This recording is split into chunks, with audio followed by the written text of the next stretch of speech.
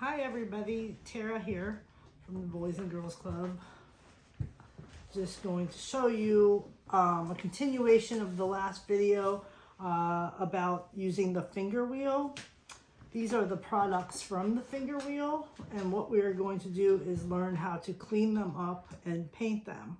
So this is air dry clay, so it doesn't have to be fired. Completely decorative. So you don't want to put liquid in them. However, you could put like some salt or some nuts or little things if you want that stay dry. So I'm just going to take my sponge that is dipped in water. I'm going to clean the bottom of this little bowl. Just really keep everything in the shot. Easy peasy. Just smoothing that out because there wasn't a lot to take away. Very simple bowl. If there's any rough areas I don't like, I can just smooth it. This is like a little tiny dainty bowl. It can be used for jewelry or rings. This one, a little bit more to take off. So I'm going to get this a little bit wet. This little vase type thing. I'm going to move through this very quickly. Then I'm going to take my needle tool. I'm just going to scrape some of the area that I don't want there. And it's been moistened a little bit, so it's easier to take off.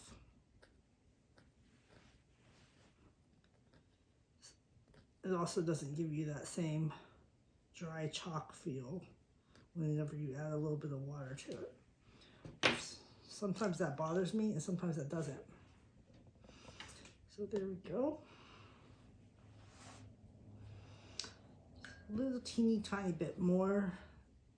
Not quite satisfied with that. Now you could carve this way too. You could do some subtractive carving with just a needle tool and a little water if you wanted to.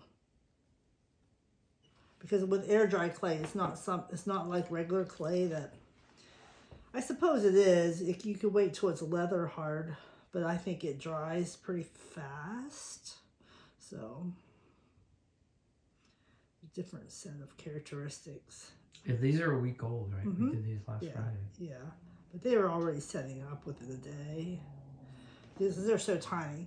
So here is the cute little vase, but I'm going to smooth out this one little rough spot here too. Cute little vase. Nice. So it takes on water, so you want to be careful. And then this one here has a little bit more to take off. So I'm just going to add some water, but I don't want to make it pointy, have the same bottom as the other one. Can I see the show? Yes. So this is this one so far. Okay. And it has this like weird lip on the bottom. Got it. So I'm just going to soften that because I don't really want to get rid of that shape. I kind of like that little bump out on the bottom. So I think I might actually just leave this kind of irregular. Sometimes I don't like perfect looking pieces. There's a lot of character to a wobbly piece or a piece that has a little bit of a irregularity. So that's beautiful. Do you want me to clean up yours too? No, I'll do that. Okay. So anyways, they're clean and they're drying back out again very quickly. So then it's time to paint. So all I want to show you basically is a paint setup and how you can go about this. Now with air dry clay, it does take the water very quickly. I just got this handy dandy new paint cup. I'm really excited about trying to use it because as you can see, it will let your paint dry, your liquids fall out of the brush this way instead of having to deal with this, which causes moisture build up against the wood and in the metal. It causes damages that way, or laying them flat or whatever, or laying them up here. Same bad all the way around. This has always been my dream to have something like this where uses gravity as a help. Okay, so I'm going to pick my basic color, and I'm using cheap acrylic paints, which I will show you in 1 second. This is a $5 kit, from like Five Below or something, or the dollar store.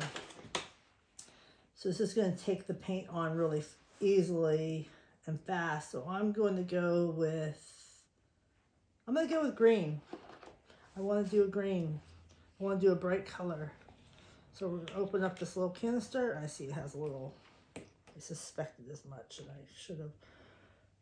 I'm going to use my needle tool. That's good. Get that open. Oh, good. That worked perfect. Okay. Perfect.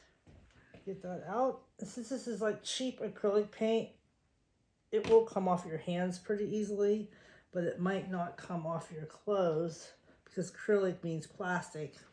So it will harden on the surface of your clothes, so wear an apron. Okay, so I'm just going to take this paint and I'm going to let it get watery. I'm going to let it be watery. I'm going to take some paint and I'm going to thin it in the lid a little bit. I just want it a little bit watery. There you go. I'm going to just start applying in layers. A couple of these at my studio at work and with the children, and I found that air dry clay also is very receptive to watercolor paint. So it'll take it in and then you can build up layers the same way this is going to build up. So I'm going to go all over it with the green for the most part.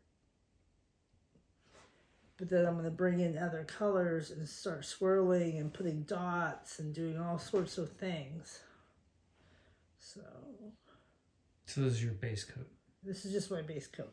I'm not going to go very long with this video, but I just want to give you wanted to give you the idea of how to do these, and then maybe we'll post a finished product, a finished look. Sure. After all this is done, so this is your base coat. So I'm going to let that base coat, which won't take long to dry, I'll let that dry. But then I'm going to go back in with teeny tiny brushes and more paint. I'm going to add dots and stripes and all sorts of things. I like this paint cup because it has these little things on the bottom that you can just sort of rub your brush up against. And look at this, look at this. Then I can just go like this and just let it dry right there in the horizontal position. I love it. Thank you very much for watching my video. Subscribe to Terra by Terra and Pittsburgh Pat.